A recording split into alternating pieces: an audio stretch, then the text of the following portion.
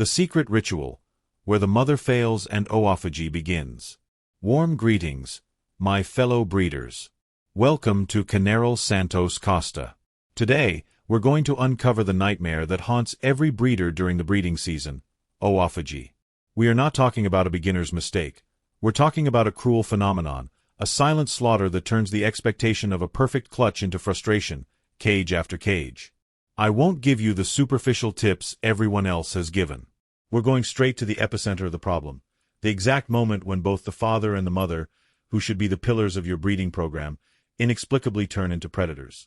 It's a secret ritual that happens in the silence of the nest and which, I guarantee, only 1 in 10 breeders manages to diagnose in time.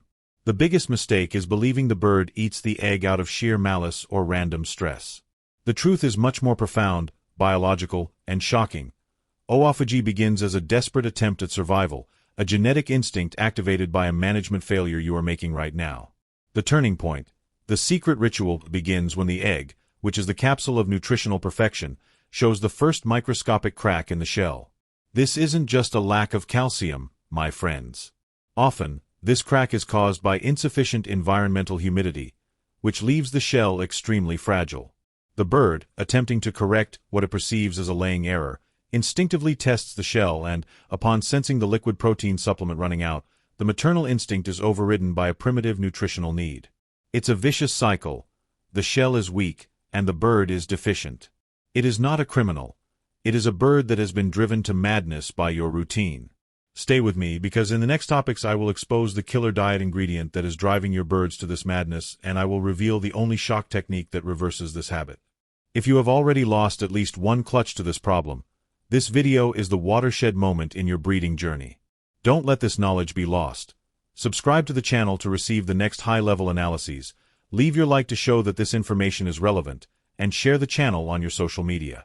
Together, let's ensure the future of successful breeding. The genetic signal. Why certain lineages are born more prone to the crime. My friends, after understanding that oophagy begins with a management failure, we have to face the genetic truth, a factor that most breeders ignore, but which is the silent signifier of the problem. I'm talking about the genetic predisposition to oophagy, or, as I call it, the lineage crime. What many fail to realize is that the nature of oophagy, being a nutritional necessity or intense stress, easily becomes a learned habit and, worse, inherited. If the female or the male ate eggs, their offspring will have a much higher propensity to develop the same behavior under the same conditions of stress or deficiency. It's as if the memory of the protein flavor is encoded into the reproductive instinct. But the shocking twist doesn't stop there. There are breeds and lineages that, due to intense selection for specific colors or forms, have lost the strength of the brooding instinct or developed less efficient calcium absorption. The London Fancy, the Gloucester, or even some lines of color canaries, which are more complex breeding birds, require much finer nutritional and environmental support. Ignoring this is dooming your clutch. The authority insight, the true genetic signal, is not just in the act of eating. It lies in the bird's level of nervousness and anxiety when feeling deficient in the nest. Elite breeders know that a bird's pedigree must include not only beauty and color, but also reproductive capacity and tranquility. If you are retaining females from clutches where the oophagy problem has already manifested, you are, consciously or unconsciously, perpetuating the disease in your aviary. Therefore, the secret is, look at the family history and avoid crossing birds that have demonstrated extreme anxiety or oophagy in the past. Breeding success is a game of elimination of bad instincts. We cannot expect flawed genetics to withstand mediocre management. The killer diet, the common ingredient that triggers the compulsion, and you serve it every day. My friends, if Topic 1 revealed the management failure and Topic 2 the genetic risk, we now arrive at the true culprit that activates oophagy, a basic nutritional error disguised as good intentions in your routine. I call it the killer diet. What is the ingredient you religiously serve during the breeding season to ensure strong eggs and chicks? It's protein, my friends. Specifically, the deficiency or imbalance of protein and, more importantly, essential amino acids. The average breeder thinks, it's laying season, I'll reinforce with egg food or extra protein. But here's the shocking twist that science reveals. Oophagy, in 90% of cases, is not caused by a lack of calcium. You already provide the calcium. It is caused by protein starvation at the exact moment of laying. The bird expends a colossal amount of protein to form the egg, and if the diet is not perfectly balanced in amino acids like lysine and methionine, the female enters a state of internal catabolism. The controversial revelation: the freshly laid egg, with its liquid interior and maximum protein concentration, is seen by the deficient bird as a rescue supplement. The female is desperately trying to compensate for the nutritional loss that her regular diet failed to supply. You think you are feeding them well, but your bird is starving for the building blocks of life. The great error of the killer diet is the unbalanced energy/protein ratio. A diet rich in energy but with proteins of low biological value, e.g., unbalanced cereals, tricks the bird's metabolism. It feels satiated, but genetically deprived. Oophagy is the bird's last instinctive attempt to balance its own diet, a warning sign from its body against your nutritional management failure. If you don't correct the protein quality of what you serve, the secret ritual will continue to devastate your clutches. The calcium deficiency myth: why simple calcium won't solve egg breakage. My friends, after understanding the protein urgency, let's unmask the most persistent and costly myth in breeding: the belief that oophagy is merely a calcium problem.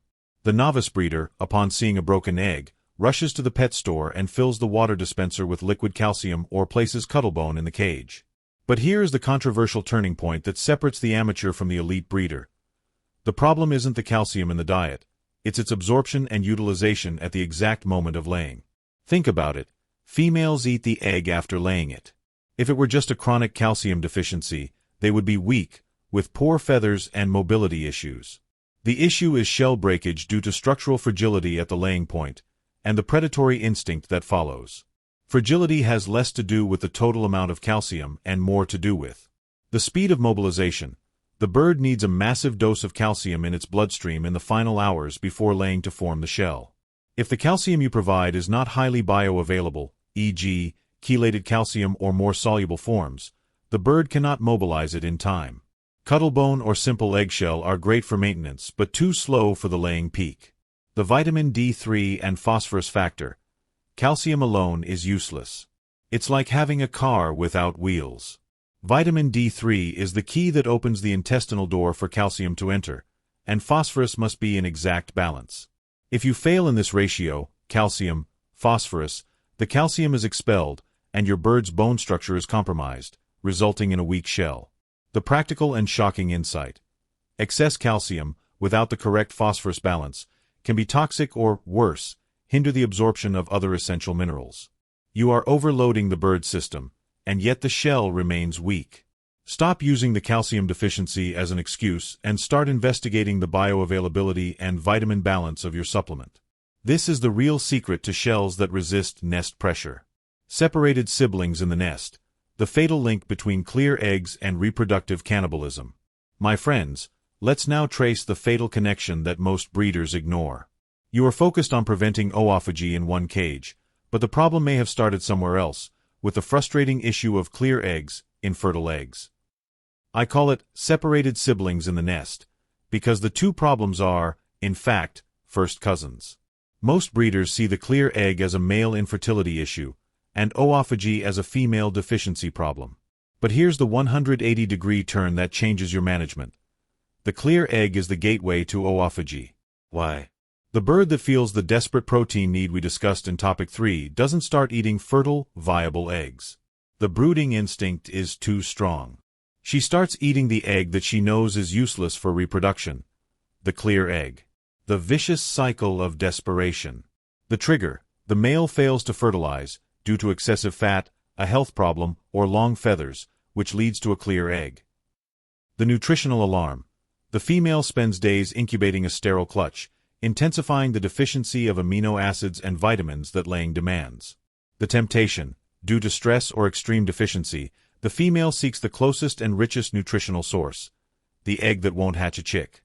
By opening the clear egg, she not only satisfies the protein hunger, lysine, methionine, but also initiates the predation habit. It's a cruel paradox. Your failure to ensure fertility, clear eggs, created the addiction that your bird now applies to future fertile eggs. Many breeders only diagnose oophagy when the bird attacks an egg with a chick, but the dress rehearsal for the crime has already been done on the clear eggs, weeks earlier. Therefore, the secret is, clear eggs and oophagy are symptoms of the same nutritional and management crisis. If you have one, the other is one step away from manifesting. Don't treat the clear egg merely as a waste of time. Treat it as the first warning of an impending disaster in your next clutch. Cage stress, the management detail that turns the nest into a battlefield. My friends, we've covered nutritional failure and genetic predisposition. Now, let's link the final point that converts deficiency into predatory action: cage stress. The elite breeder knows that oophagy is the physical expression of a bird that has reached its nervous limit. The egg, for her, is the solution to her deficiency, and the stressful environment provides the courage to break the shell, overriding the maternal instinct. What are the management details that turn the nest into a war zone? The wrong cage. You use breeding cages where the pair does not have space to retreat. This is fatal.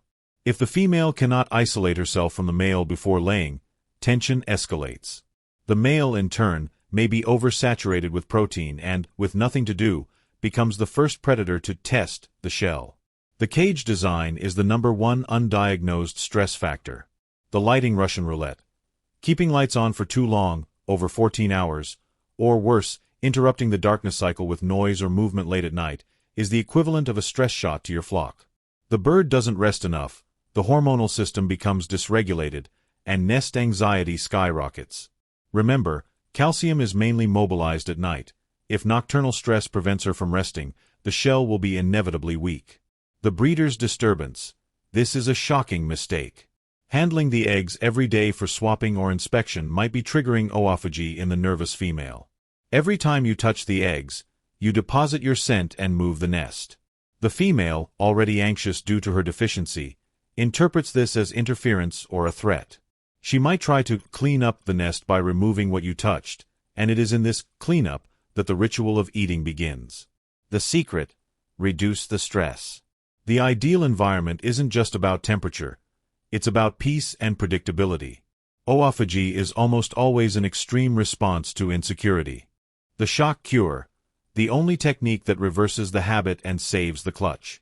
My fellow breeders, after exposing nutritional failure, genetic risk, and cage stress, it's time to deliver the definitive solution.